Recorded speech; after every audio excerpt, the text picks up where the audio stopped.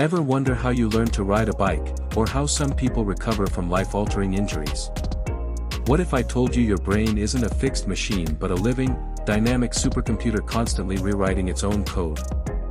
This is the remarkable truth about neuroplasticity, the brain's ability to adapt, rewire, and transform itself across your entire life.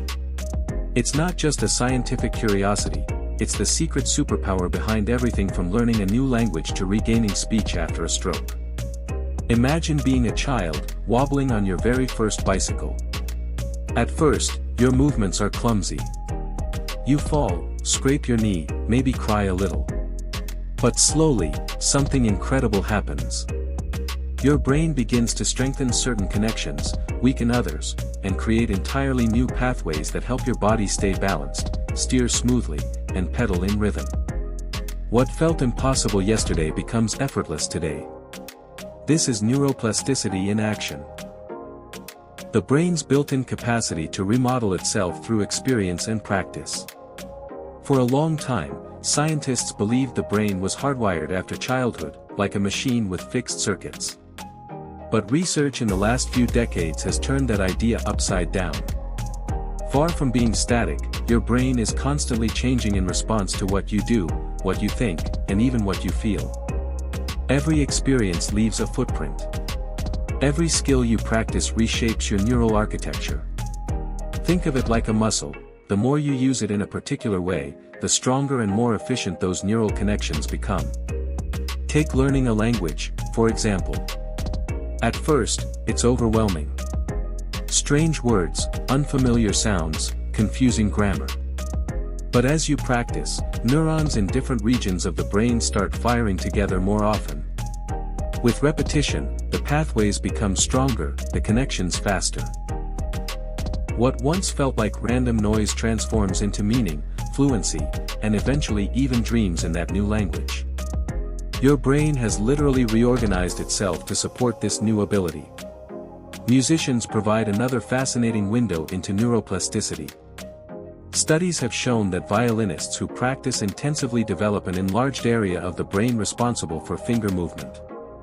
Pianists who spend years mastering their craft show measurable changes in the auditory and motor regions of their brain. The instrument doesn't just stay in their hands, it literally reshapes their mind. But neuroplasticity isn't just about learning cool skills. It's also a lifeline for recovery. When someone suffers a stroke, part of the brain may become damaged, leaving them unable to move an arm or speak a word. Yet, with rehabilitation and persistence, other parts of the brain can step in to take over the lost function. Like rerouting traffic around a broken bridge, the brain forges new pathways to restore abilities once thought permanently lost. Some people relearn how to walk, talk, or even play music despite massive injury. This resilience is one of the most inspiring demonstrations of human adaptability. The science goes even deeper. Every time you learn something new, tiny electrical signals spark between neurons, strengthening the synapses that connect them. This process is often summarized as neurons that fire together, wire together. With enough repetition, pathways become so efficient they feel automatic, like typing on a keyboard without looking or driving home without consciously thinking about every turn. But here's the twist, neuroplasticity works both ways. Just as practice strengthens positive habits, repeated negative patterns can also reinforce unhelpful wiring. Chronic stress, for example, can shape the brain to be more anxious and reactive. Addictions carve powerful pathways that make cravings harder to resist. This means we must be mindful of not only how we train our brain positively but also what unintentional patterns we are reinforcing. The good news is that because the brain is plastic, change is always possible. Meditation, for instance, has been shown to increase gray matter density in areas related to attention and emotional regulation. Regular physical exercise boosts neurogenesis, the birth of new neurons, and strengthens brain connectivity. Even small habits like reading, learning an instrument, or challenging yourself with puzzles can keep the brain flexible and resilient. Age is not the barrier we once thought it was. While children have the most flexible brains, adults and even the elderly still possess remarkable plasticity. Older individuals can acquire new languages, learn instruments, and even change their personalities through deliberate practice and effort. The key is consistent stimulation. A brain left unchallenged tends to atrophy, while one pushed to explore continues to rewire and grow. Consider also the emotional dimension of neuroplasticity. Therapy often relies on helping people reframe traumatic memories or destructive thought patterns. Through repeated reframing and practice, the brain can build new associations, reducing the emotional charge of painful experiences. In essence, therapy is a form of guided neuroplasticity, helping people create healthier patterns of thought, feeling, and behavior. Technology is beginning to harness these principles in astonishing ways. Brain-computer interfaces and virtual reality tools are being used to help stroke patients relearn movement by stimulating the brain with feedback. Video games designed with specific tasks have been shown to enhance cognitive flexibility and multitasking. Artificial intelligence is even being paired with brain research to decode patterns of activity and guide personalized neuroplastic training. This doesn't mean the process is always easy.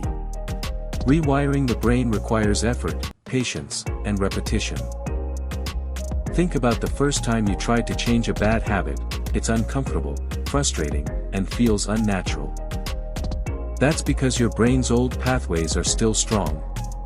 But with persistence, the new pathways begin to compete, strengthen, and eventually dominate. What once felt impossible starts to feel normal. At its heart, neuroplasticity is the reason humans are such an adaptable species. It's why we can survive in frozen tundras, scorching deserts, and bustling megacities. It's why we can pick up tools, invent languages, develop cultures, and pass knowledge across generations. The brain is not a rigid machine but a living network designed to evolve alongside our environment. So, the next time you struggle with learning something new, remind yourself that frustration is just your brain building pathways.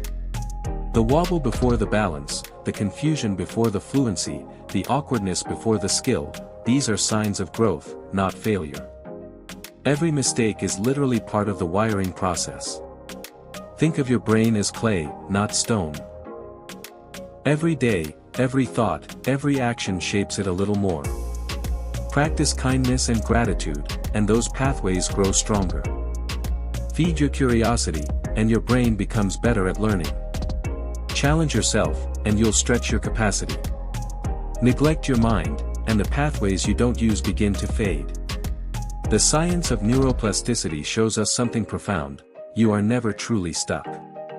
No matter your age, background, or challenges, your brain has the power to change. Whether it's recovering from an injury, breaking a habit, or pursuing a dream, your mind is not a prison of old wiring, it's a landscape of endless possibility. So what if, instead of thinking of the brain as an organ that declines over time, we saw it as a lifelong project? A masterpiece under constant construction, capable of learning, healing, and adapting until the very end. That's not just science, it's hope. Because if your brain can change, so can your life. And the best part? The next chapter of who you are is already being written in the circuits of your mind, one thought, one action, one connection at a time. If you find this video informative, please hit the like button, subscribe this channel and feel free to share your comments.